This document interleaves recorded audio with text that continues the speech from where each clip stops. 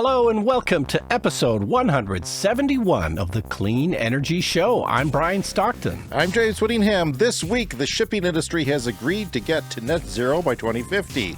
Pirates everywhere are being asked not to set ships on fire after pillaging them. Scientists in China are experimenting with plastic sheets and using them to cover up glaciers to stop them from melting. If this proves successful, Chinese leaders plan to use the plastic sheets to cover up human rights violations. Microsoft is planning to power its servers with small nuclear reactors. Don't worry, a cartoon paperclip will talk you through any emergencies. But the blue screen of death, well, it actually means death. Ouch. Researchers at Caltech have successfully demonstrated solar power based in space. The power is beamed down to Earth via microwave radiation. This paves the way for their ultimate goal, using precision spy satellites to microwave a burrito. Imagine the convenience. And also this week's show, electric mosquito device review. Travel woes continue for some EV vacationers. Charging more for parking based on vehicle size. That's a thing now. And Brian updates us on both his induction cooktop and his heat pump. All that and so much more in this week's edition of the Clean Energy Show. How are you? I'm great. So I'm busy cooking with induction. Well, not at this moment. No, you went out for lunch, you bastard, to a fancy restaurant. You put your feet up, and I could just see them bringing the water to you. We went to the Bliss Bistro. It's lovely. What's your review? Thumbs up. It was great. Yeah? Okay. I got to ask what you ate. What'd you order? It was a fancy grilled cheese sandwich that had like slices of apple and really? something else on it. Yeah, it was great. Interesting. Yeah. I had a spicy grilled wrap at Wendy's, and came home from the dentist. So. Okay. Well, we'll get to your dentist in a second here. So the induction cooktop is working, and it's great, but the electrician came back and finished up the work, and so then I had to put the drawers back. There's drawers that go underneath the cooktop, right? Because it's just installed in the counter. And I put the drawer in, and I closed it, and, a little puff of air comes out of it as you close the drawer, and I could smell this faint smell of natural gas. Well, that's not good. No, that's not good. What are you going to do? Well, we got the whole line taken out, but, I sort of did some research. Is this going to kill us? Is this going to explode our house? And I decided that it wouldn't, because you really had to put your nose like right near the pipe to be able to smell it. So this was an infinitesimally small gas leak that, that we just, it was capped and everything. It shouldn't have done that, but it was. So, I decided it wasn't going to explode the house or anything, but we just had to have somebody come in and just take out the gas line just to be sure. So it's all good now? It's all good now. But, I think one of the things we've discussed on the show is that, methane leaks, natural gas leaks are one of the major causes of global warming, because that going up into the atmosphere is bad. But it's not healthy for you either. We also talked about on the show. And it's not healthy for you. And you Google, what are the symptoms of too much breathing in of natural gas? And, you can start to feel lightheaded and nauseous and stuff like that. Yeah. I wasn't quite there, but, I kept sticking my head in the cabinet to smell this pipe. So I think I was getting a little bit woozy from it. Oh, well. But anyway, it's working. The induction is great. I really like it. And so how much did you go out and buy some new special, because you have to have a special cookware for that? Did you the only thing we needed was a large frying pan. Our previous large frying pan had a copper bottom, so that one didn't work. But all of our other cookware was already induction ready. Just good stainless steel works. Is that right? Okay, I didn't know that. Yeah, so we had. If you put a magnet to it, it works, right? As long as it'll take a magnet, it'll work on an induction cooktop. So it was just the large frying pan we had to replace, and we've done that. And it's great. So the other update in terms of the heat pump, so I'm now running my house off of an air source heat pump for heating and cooling, and I'm very pleased with that. It's been cooling the house on hot days. But there was a nice article in Clean Technica this week, heat pump emissions compared with gas water heaters. Anyway, now is the time to go all in on heat pumps. This is from Clean Technica. A new analysis shows that in all 48 states in the lower 48 of the U.S., replacing a gas furnace with a heat pump could reduce climate pollution by up to 93%.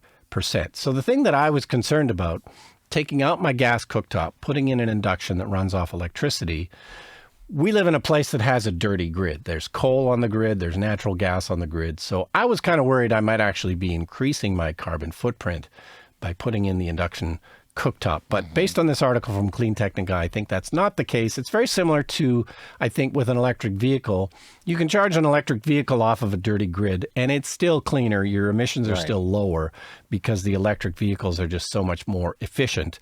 And that's the same thing with a heat pump. They're so much more efficient that, I'm, I believe, still lowering my carbon footprint, even though I'm powering this cooktop off a dirty grid. Well, that's good. Do you enjoy cooking with it? Is it? Do you notice a noise at all? Like sometimes they have a buzz on them. Yeah, it just seems to depend, but occasionally there's a little bit of a buzzing noise. But it's a small price to pay for not blowing ourselves up with a or gas breathing. cooktop. I think blowing up is one thing, but in. breathing it in is definitely something that is an issue. So you're doing it not only for climate considerations, for your personal effect on that, but also for your health.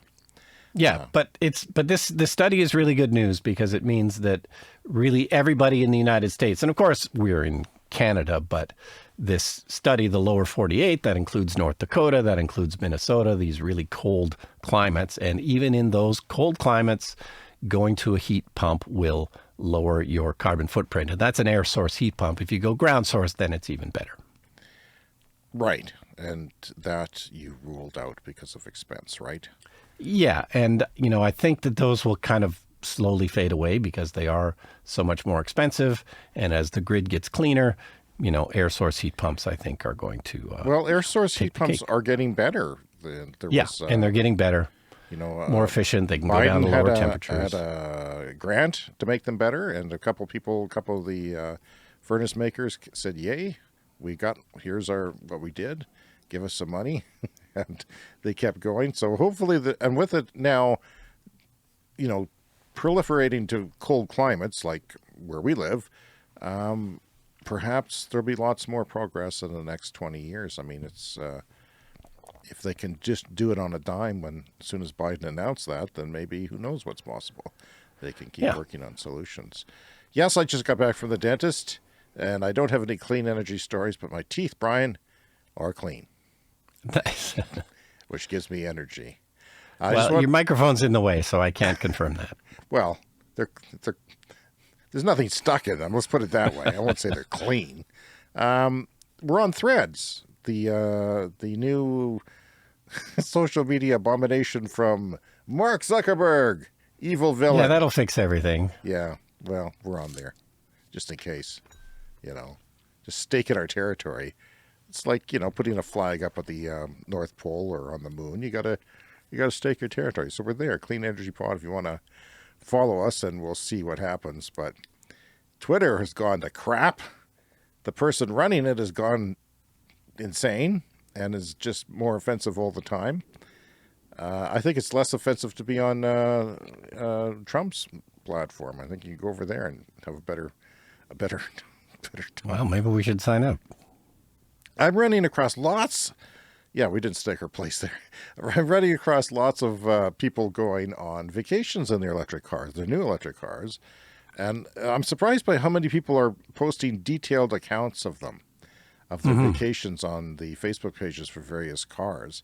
I, of course, have been reading, I think, the ID4 and the Chevy Bolt and the Tesla ones, which Tesla's nothing new, but because everything's pretty much the same now for Tesla owners. But for other people, well, the third-party chargers in Western Canada, in the entirety of our very large country, they're telling us that they're not exceeding 45 kilowatts, even if they're rated for, say, 100, 150, or even 350. No one is getting more than 45 kilowatts.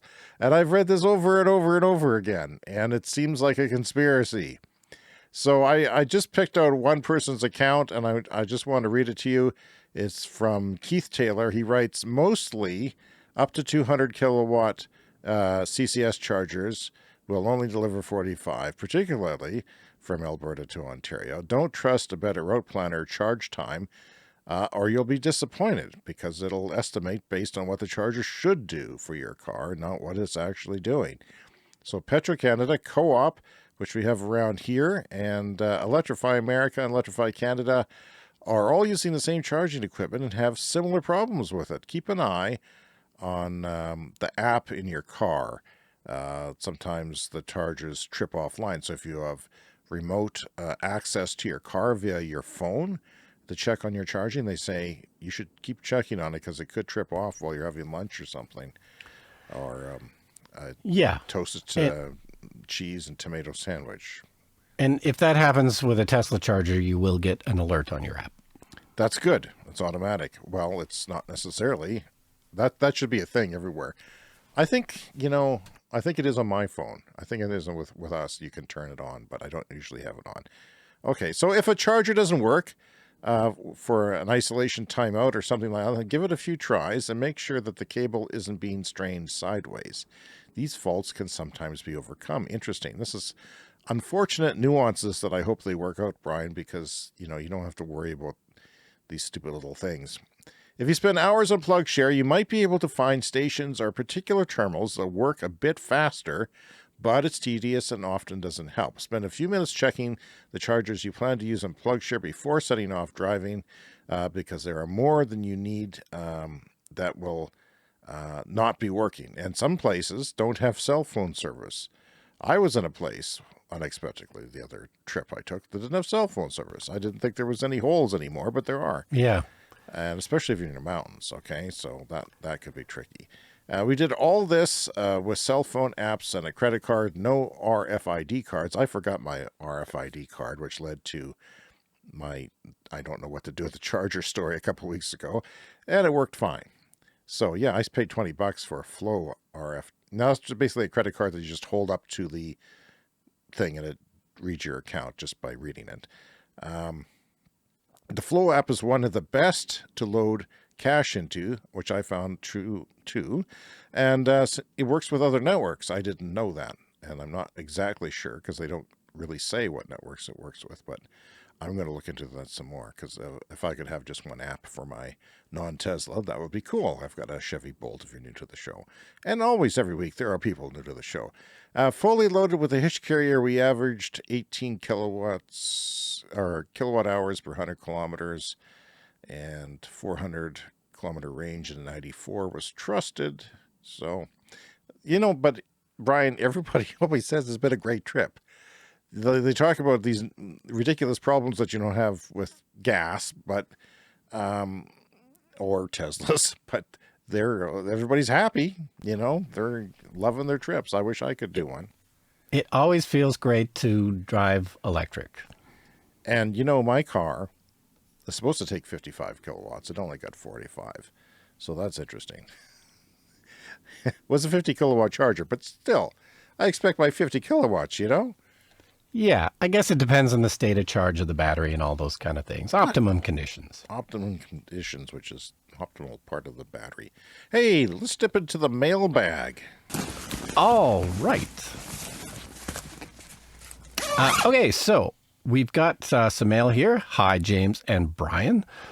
Hopefully you didn't cover this in the show, but I'm wondering if there's an update on how well the rechargeable mosquito repellent device that James purchased is working. I am particularly delicious to the little bloodsuckers here in North Carolina. If I don't keep moving when I'm outside, they are on me within seconds. I'm particularly allergic to at least one of the species, so any energy-friendly deterrents would be wonderful. Thanks again for a great show. Travis in Hillsboro, North Carolina. Thank you, Travis, and for taking the time to email us, cleanenergyshow@gmail.com. I have here, if you are watching on YouTube, the actual Thermocell device. Now, this is the one I bought for about $50 on sale. It is electronic. It is not heavy. I expected it to be heavy because, like a Bluetooth speaker would be heavy because it would have a thick battery in there and a magnet, but it's actually quite light and flimsy. But And this little door here for the USB charging has got not a USB-C. It's the, what is it, micro USB or something. Those old crappy ones. Yeah, micro or mini. Yeah, those are bad. I hate those. Well, the little flap doesn't actually close. It just sort of, there's nothing holding it there. So you want it to be protected from water. Anyway, basically, it's got, I'll show you. It's got this magnetic little lid on it, okay? And this is the refill here. There's a little refill that fills with like, I don't know, 3 cc's of fluid. This is like a 12-hour refill. Bug juice. Bug juice. Bug-hating juice. And that is a hard wick on top. And basically, this lid connects to the battery there and heats up just the top part of the wick there. And then that gets hot. And it will just, it doesn't, the interesting thing is the old ones, I've used these for 10 years, these Thermocell deals, they'll clear a space for a patio, like say a 12-foot diameter. So maybe you put it on a patio table, you can all sit at a patio table. I found that the other ones where you put a replaceable, expendable pad until they were blue, and then when the color faded from them, they were done. I felt that you smelled those, and I don't smell this. It's in a liquid form instead of something that gets heated. Anyway, there you can see that it's heating up, and it takes 15 minutes to heat up. Well, it takes 15 minutes for the mosquitoes to be fully gone from your area. So it'll show you when it's mosquito free, and you know, that's great. Now, for years, I've been using one that I had to use little butane cartridges and go to the store and buy some more and throw them in the garbage, little butane cartridges for this specific thing. And, oh, there's no mosquitoes in my house. I better turn it off. But it wouldn't be. I smell nothing. I smell a little bit of heat, but I don't smell anything. So they work. But Travis, if you're walking around, this isn't going to work for you. I did sort of see a backpack one where you wear it on your backpack, but you strap it to your backpack strap. But really, I think the idea that the way these things work is they have to be in the area. You know, it takes time for the mosquito has to come sniff and say, I'm not going to that area. And the chemicals are safe. They're FDA approved, and they're basically, as I said, like last week or 2 weeks ago, they're a pollen from a flower that it's been synthesized. So it's like fake pollen from a flower that is deadly to mosquitoes, or they don't like them. So and I think there's a larger version too, right, for a bigger area? No, I don't think there is, Brian. I think this is the biggest one. This is actually bigger than the area that I had before. It was maybe, I don't know, this might be, a couple of feet in radius larger than my old one or something, 3 feet, right. 2 or 3 feet radius. And it makes not a huge difference, right? So I've got an 18-foot round pool, and if you put one on the one side of it, it doesn't really work. The ideal position would be to put it in the middle of the pool. How are you going to do that? I'd have to build something, build a mosquito holder. But no, we use it on the patio, and they've always been great. And the fact that you can recharge an electricity just goes to show that, electricity is taking over everything. So really happy with it. And I recommend you get one for the cottage or, well, wherever you are. Yeah, well, we were out at the cottage and it's been so dry out there, unusually dry. Is that right? It has not rained. So the mosquitoes are worse when it's been wet, and it just hasn't been wet. Well, they're terrible here. Terrible. It's been a terrible year. Travis, thank you for writing us.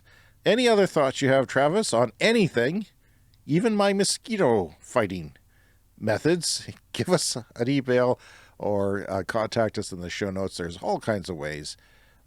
If you contact us on Threads, though, I don't think I'll get it right away.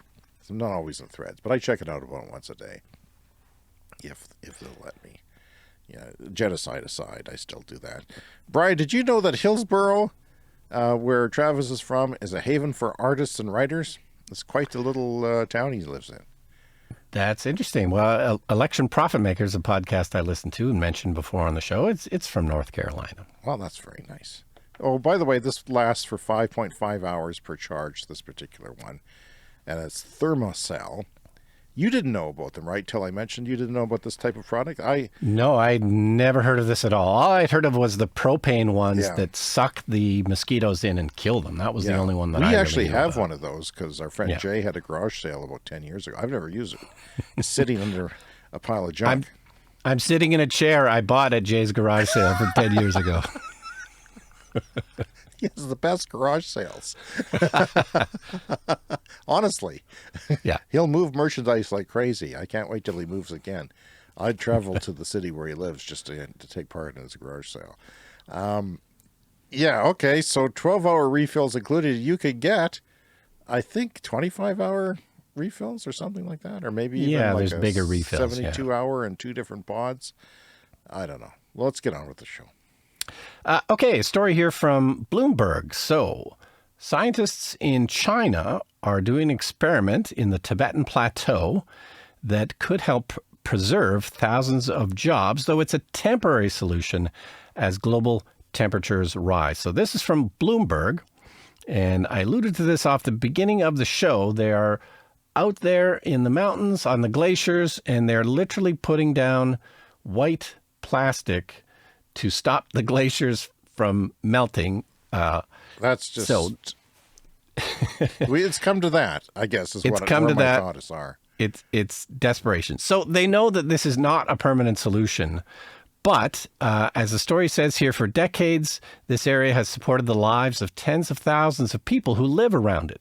The glacier's meltwater provides drinking water and helps to generate hydropower, while the majestic views of the Tibetan Plateau can attract more than 200,000 tourists a year, fueling an industry that keeps over 2,000 people employed. So the idea with this, you put out these white plastic sheets, they reflect 93% of the sunlight energy that hits them.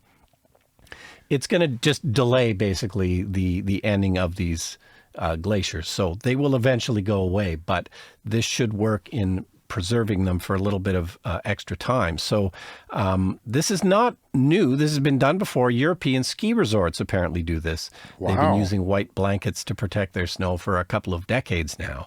So, but this is a new material. They're trying it out with a new material. And it can also be used as small particles that could be dropped by drones. It sounds like they haven't done this yet, but you can basically turn the same thing into confetti, I guess. And you drop this confetti of the white, cellulose. It's a cellulose material. So they're thinking they can drop it from drones in hard to reach areas and, cover the glaciers that way. Wow. I'm a bit speechless on that. It's just, I mean, this is not your backyard. This is mountaintops. This is very large scale blanketing to preserve something desperately.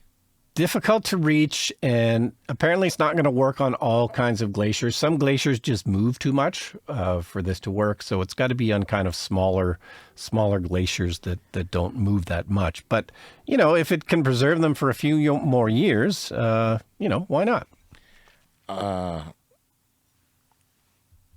Okay, I don't know, because it seems like a lot of work to preserve a big chunk of ice. That's why. That's why not. Yes, well, I don't know. Maybe the polar bears would be. I mean, are we going to coat the this. ice caps, the polar ice caps, with plastic or giant mirrors? I mean, how desperate are we to geoengineer our way out of this situation? That's what I'm thinking. Well, everything's on the table.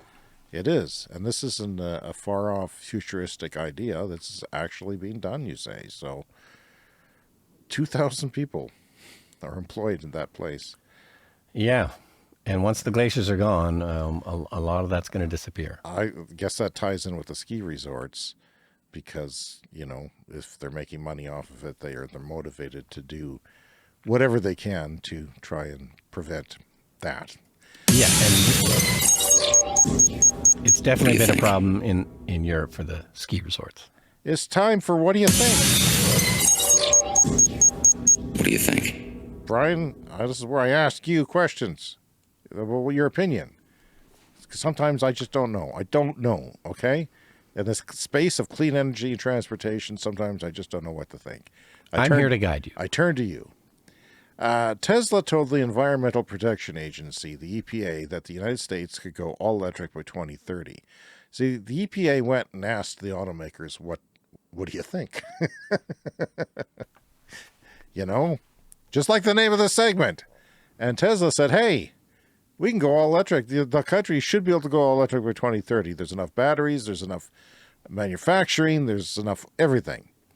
But Tesla would settle for 69% of new car sales. Okay, this is when they say go all electric, they mean, you know, the number of new cars being sold.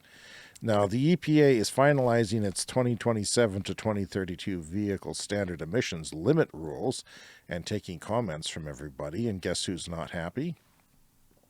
Not surprisingly, Toyota. Yeah. But even GM has piped up and said, you know, it's too harsh. We can't do it. It's impossible. It's putting a strain on things. Boo-hoo. Well, get your crap together. You've had years watching Tesla. Now get your crap together. Yeah, I mean, if you're a big company like that, you're obviously going to want as much flexibility as possible. But, you know, it's time to put up and shut up, especially you, Toyota. Get with the program. Toyota blasted a Biden administration plan to squelch auto pollution, saying it would compel aggressive and unrealistic sales of electric vehicles that strain critical mineral supplies. In comments filed with the federal government, the automakers warned that proposed emission curbs for cars and light trucks are overly optimistic and discriminate against plug-in hybrid sales. Screw plug-in hybrids. Yes, they should be discriminated against. My former sister-in-law ran into her at Costco. She crashed her Hyundai Elantra that she was going to drive till her grave. She's about 10 years older than me. And she went out and bought a hybrid RAV4. Was very happy with it. But, you know, you couldn't buy a plug-in hybrid because they don't sell them. They sell them in certain geographical places that have you know, restrictions on, you know, government policy that make you sell them, but you can't buy them. No, the RAV4 Prime plug-in hybrid seems like a decent car, but very, very limited supplies. Very. And it's the second fastest Toyota there is. They've got the sports car, then they've got that. So, yeah. Also, I just wanted to do your opinion on EV sales, because the Q2 EV sales are out, and I'm starting to get a little bit pessimistic. Let me go through a couple of them. The Hyundai Ioniq 5, which has been out for years now, I guess they're selling about on the pace of maybe 31,000 of those yearly. But the wait time is still 1 or 2 years, I think. Yep. And the Ioniq 6, they're on the pace to sell like it's newer. It's 9,000, so it's green vehicles now make up 20% of Hyundai sales. Kia sells less than 1,000 Niro EVs per month in the United States. I should point that out, in the United States. That's pretty disappointing. I mean, because you like the car. It's a nice car. Yeah, the problem is always they're just not making enough of them, but you know, they're still losing money probably on everyone, so they don't really want to make more. And we just could be in a situation where, I don't know, Tesla's just so far ahead where they're already producing them at scale and making decent profits on them. It's going to be just very hard for these other automakers to compete, because especially in the U.S. with the Inflation Reduction Act and the tax credits that are available, like the Tesla cars are getting cheaper. They're starting to build the Mexico factory, so the even cheaper Tesla will be coming out in a couple of years. I don't know. It's not looking great for the legacy automakers to be able to transition profitably, because, you know, they're competing against an entity that's already profitable. Okay, so moving on to a story from Power Magazine. And I don't know why I keep talking about these ridiculous futuristic stories, because it's you know... It's summer. Come on. A little bit of sci-fi for the entertainment. You know, this is another experimental technology that is years, perhaps decades, perhaps never, ever, ever going to happen. But I thought that it was interesting. They have now figured out how to beam power from space. So the idea being that you could deploy solar panels in space where there's plenty of room and plenty of sunshine. Presumably they're more efficient in space, right? You don't have the atmosphere blocking any of the sunlight. So this has been a successful experiment from Caltech, where they put up this satellite. They put it up on a SpaceX mission. It was deployed. This is a kind of a small, lightweight solar array. This is not going to power, like a whole building or anything. This is just an experiment at this point. But they can collect electricity, beam it back to Earth with a microwave transmitter, and they have successfully received the power in California. So they know that this works. They know that this lightweight aspect of it works, because this is only going to work if it's small and lightweight. The concern was that maybe it would be too flimsy to actually operate.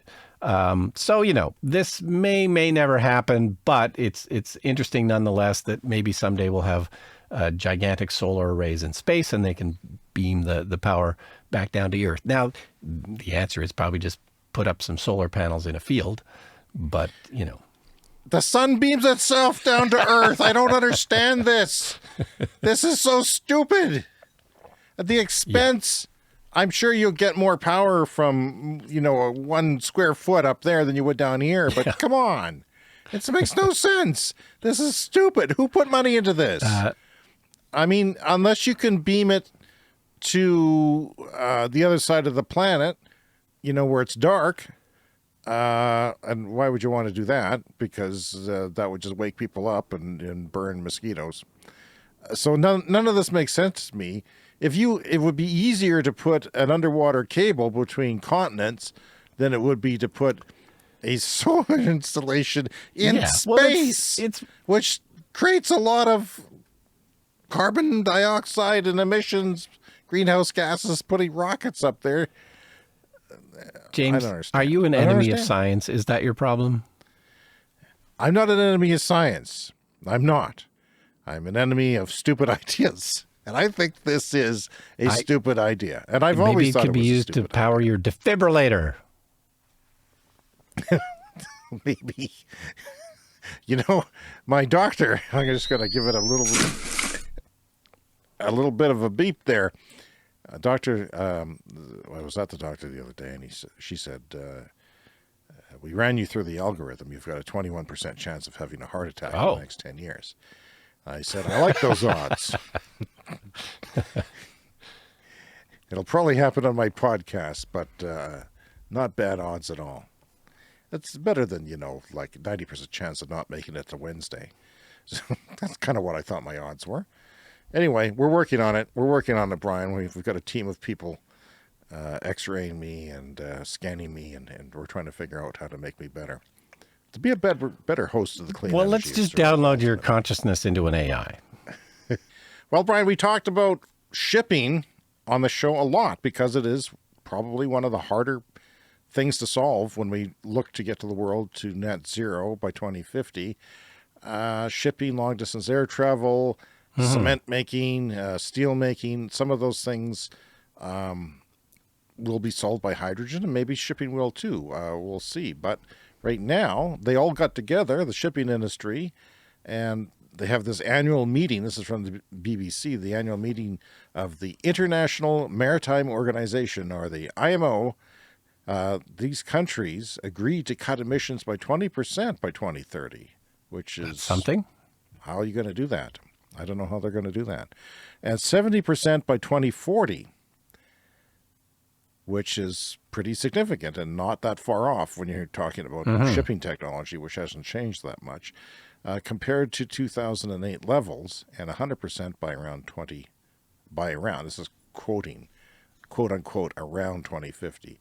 So some small island nations and richer countries had called for a 50% reduction by 2030 and 96% by 2040, but they did not agree on that. So shipping is a highly polluting industry. We've said this before on the show. 3% of global emissions come from shipping.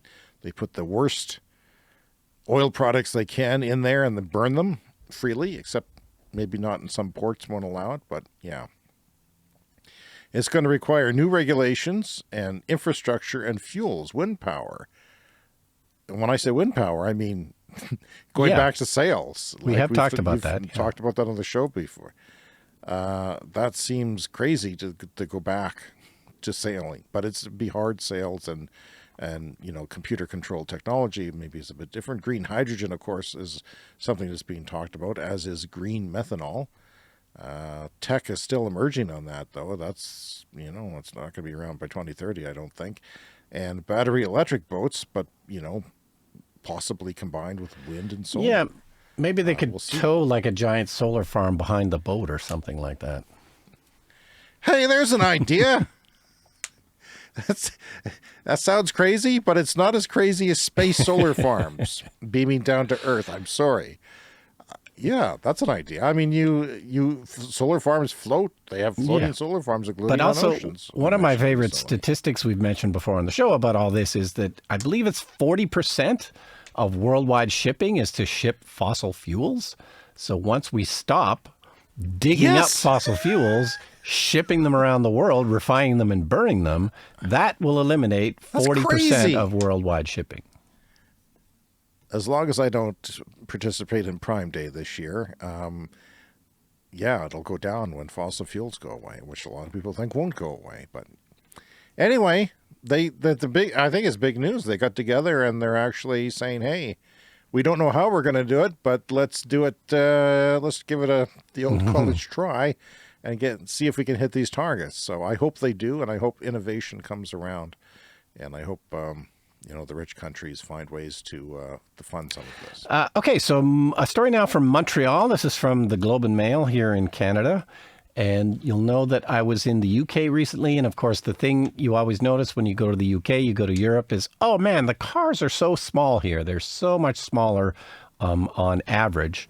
And over here in North America, of course, our cars have just been bigger and bigger. So what do you do about that problem? Because there doesn't seem to be a lot of will at any kind of a national political level to just mandate that cars shouldn't be so damn big. In Montreal, they're just going to start charging more for bigger cars for parking permits. So this is, I think, an interesting idea. The new rules replace one that priced the parking permits previously based on engine size. So they were already kind of doing this.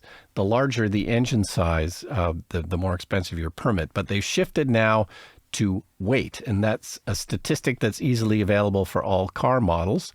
So the new rules are based on weight, which they are using as a rough indicator of size. So owners of the lightest gas-powered vehicles will pay $115 for a parking permit, while those with the heaviest vehicles, $205, an 80% premium. There's two levels in between that. And the costs are the same for electric vehicles as well. It's based on the same kind of scale, but the thresholds are just set higher because they're recognizing that electric cars are inherently heavier because of the batteries, But it works out basically the same, it sounds like. But the whole idea is to discourage what some people call obesity in cars, in the preference for cars. So why not just exempt? Why not? Netherlands had, well, not Netherlands, was it Norway? Norway had a lot of policy that got them up to like 90%. Yeah, you could park your EV for free for a while, that kind of thing. Yeah, well, why not do that here? Especially at this point of the transition, this seems like a good point to do it. I guess you maybe don't want to encourage car use in general. And this difference in cost, I don't think it's going to convince anybody not to buy a gigantic SUV. It's another $80, $100. I think people are just going to do it. But I don't know. It's some kind of action on this. The average weight of a vehicle has gone up by about 25% just since 1980. And that's not really including electric vehicles. There's not very many of them on the global fleet yet. It's a pretty small percentage of them, so it's not going to move that needle. It's just that we want bigger vehicles. That's just what, it's come to here in North America. But I thought this other statistic was really interesting here. Larger vehicles, of course, take up more space on the road, which can worsen the congestion. So research cited during the debate noted that this borough in Montreal had effectively lost as many as 10,000 street parking spaces as vehicles grew in size. That's remarkable. But if you think about it, that makes total sense. I mean, obviously bigger cars on street parking are just going to take up way more space. Wow. I often think about what the future holds for robotaxis and what that's going to be like. And I had a crazy idea. Speaking of crazy ideas, I don't like crazy ideas, okay? Because a lot of people come up to me on the street and say, I hear you have a podcast. Here's my crazy idea. Put sails on cars, you know, stupid things all the time. But, you know, what if we had cars that were half a lane wide? Robotaxis that were half a lane wide. If you were only carrying one person and everything was automated, you could double up traffic in one lane and reduce congestion, or maybe even one person behind another person. Because you start to see a lot of these cars being made now, these 2- and 3-wheel cars, well, 3-wheel cars that are quite small, especially in China and India. Maybe those have a place in other parts of the world as well, and maybe regulations change where you're allowed to drive side by side or something. Yeah. I don't know. It's just a thought. There's no solar panels in space, though, I'll tell you that much.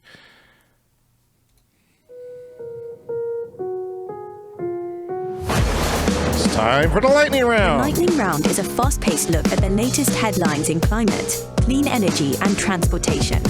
Brian, I'm sure you were happy to know that Mercedes-Benz adopted the Tesla NACS standard for their charging port and, you know, the charging adapter. They're the first German automaker to do it. So you're happy. Yeah, and really we're at the point now where I think here in North America, you pretty much have to get on board. There's just too many dominoes have fallen, and ACS, I believe, will be the standard in North America.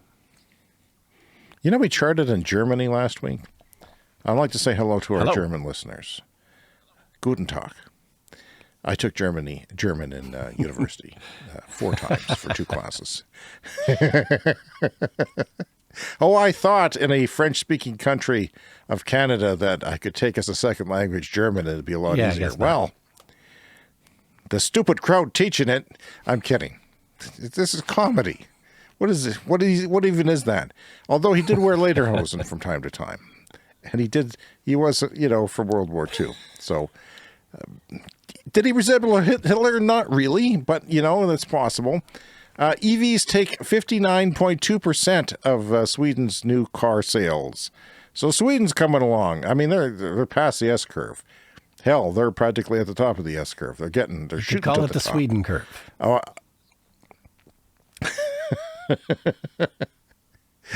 I've got a new segment for you. The boys in the lab came up with this. This is This Week in Nuclear.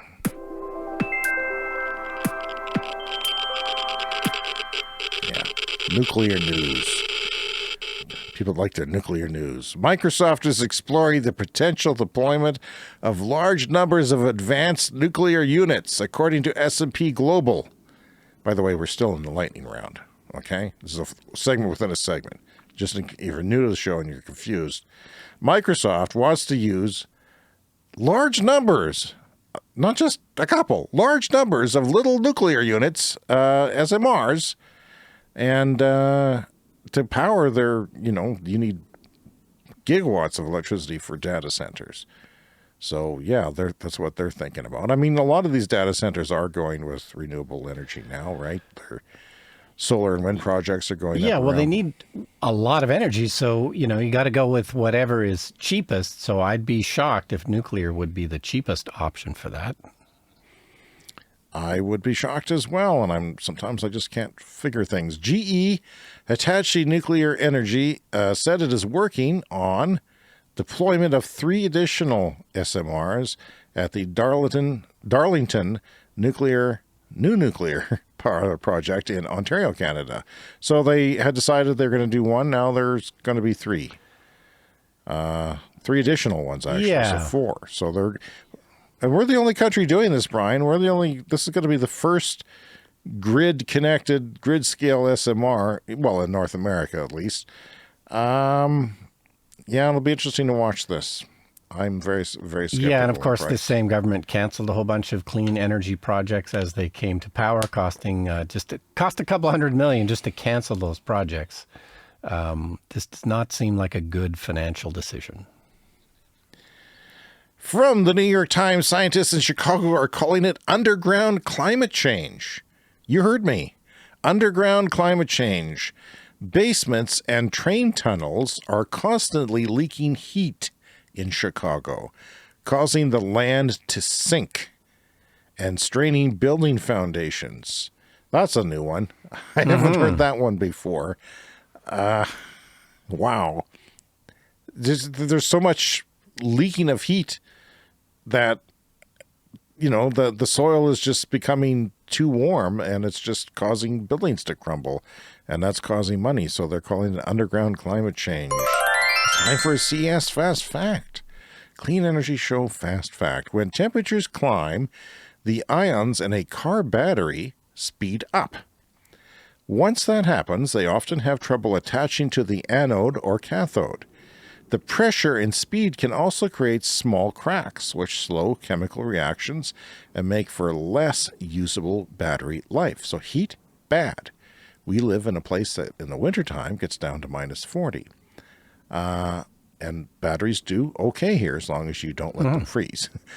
In other words, keep your car plugged in. So if you live in extreme heat, it is best to keep your car, your EV, plugged in, and it will cool the battery. Some cars don't do it very much unless you plug it in.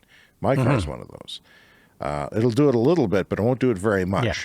So if you're in Phoenix and it's 115 and your car is not your garage is not air conditioned, and I don't know why it would be, but maybe if you work out there, but that seems like a rare thing. I've seen heated garages, but in air conditioning garages, I just stick an air conditioner in the window. But the point is, take care of your car because heat is bad for all cars. Brian, Saharan dust is moving across the Atlantic Ocean and could reach South Florida. At least as of a few days ago, they were worried about this, resulting in hotter days and less rain, meteorologists said. Is this retaliation for our Canadian forest fire smoke going all the way to Europe? I don't know, but at least they have something else to worry about to distract them from our smoke. That's the way I see it. So as of Sunday afternoon, the dust was approaching South Florida. Earlier satellite images showed patches of dust over Puerto Rico.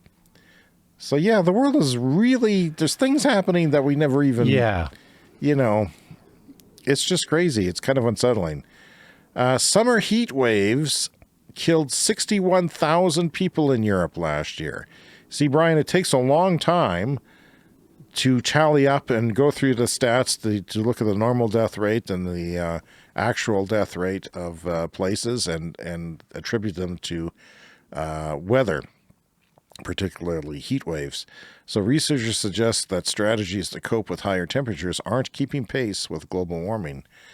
And we talked last week about Vancouver, Canada, giving out air conditioners. And I imagine it's a similar problem in lots of places in Europe. There just aren't air conditioners because they haven't traditionally needed them or even necessarily wanted them. But now it's getting to be critical, deadly. Yeah, well, go get a heat pump installed, Europe, and you'll get some cool cooling, just like Brian's enjoying this summer for the first time in some time. Commercial-scale wind farm off of New Jersey coast has been approved. The project in the water southeast of Atlantic City marks only the third major wind farm authorized by the Biden administration. And another CS Fast Facts, MPGE. Mile per gallon electric. The E is small. The MPG is big. So MPGE, and I know a lot of people don't know this who are listening to the show, is a unit of measure used by the EPA to represent electric vehicle fuel economy in a common unit with gas-powered vehicles. In other words, you want to compare the fuel efficiency of a gas vehicle in the terms that you're used to with the new EVs. So 33.7 kilowatt hours of electricity are equal to that of the energy contained in just 1 gallon of gasoline. So that is basically half a car battery. You know, sure, yeah, half of a moderate-sized car battery of today's things is 1 gallon of gasoline. So in modern, well, because it's efficient, you know, the EV goes a lot further than what you would expect. It doesn't go just a little distance. So in model year 2023, the highest rated EPA combined fuel economy for gasoline vehicles was about 60 miles per gallon.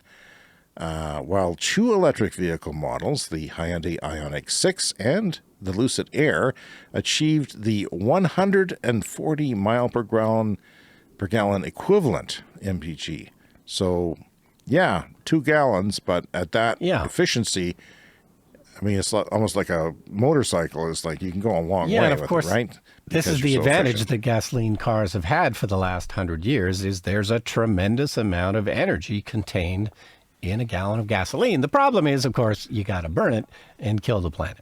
So they could pay you to charge your EV then. In fact, there's talk about paying about £4.50 to charge up, which would be half of your charge, I would imagine. So the UK's national grid sees connected EVs providing as much as 28 gigawatts of storage capacity. You know, that's 28 nuclear reactors of storage by 2035. And we know from listening to the show, we have all kinds of stories about how useful storage is to the grid.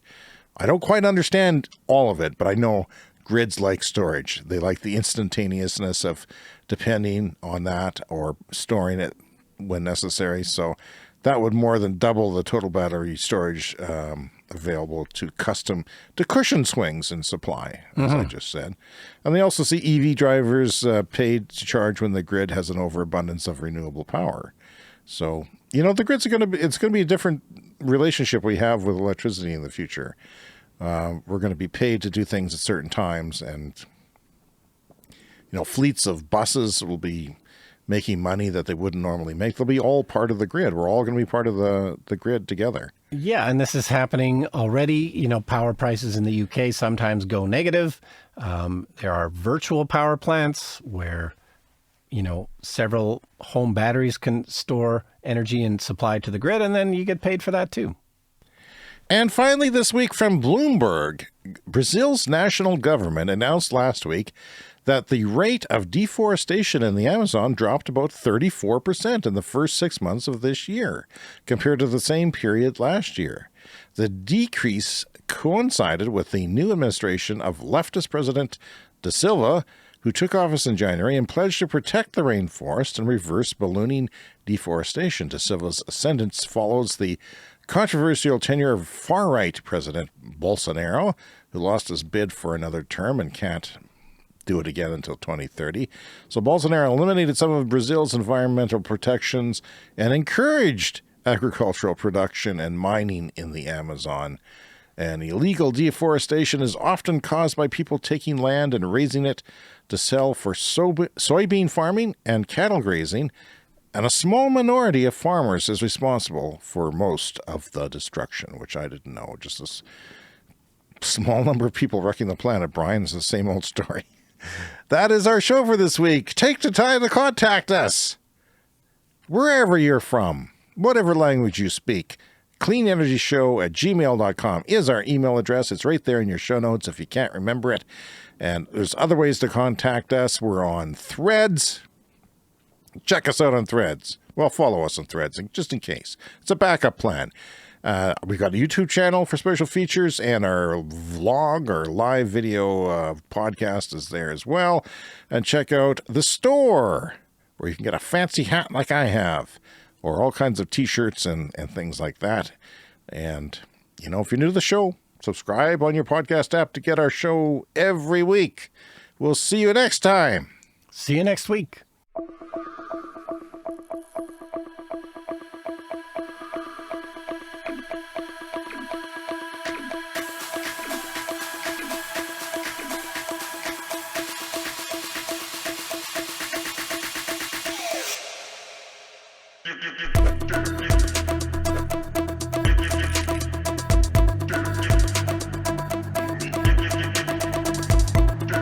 The Clean Energy Show.